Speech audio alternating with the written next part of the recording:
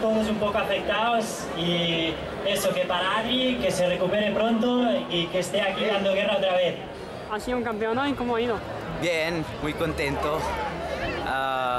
Estaba un poco marcada para mí esta etapa porque el año pasado pues la misma, solo que variaba el puerto de Goñi y el segundo porque hacíamos Echauri, pues caí y no tuve la oportunidad de acabar.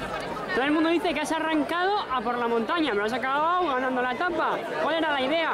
Sí, la idea era ir por la montaña y esperar a mi equipo, que teníamos a Tomás, segundo de la general, y intentarlo ayudar para descolgar a Castrillo, pero bueno, Castrillo iba muy fuerte y era difícil. Vale.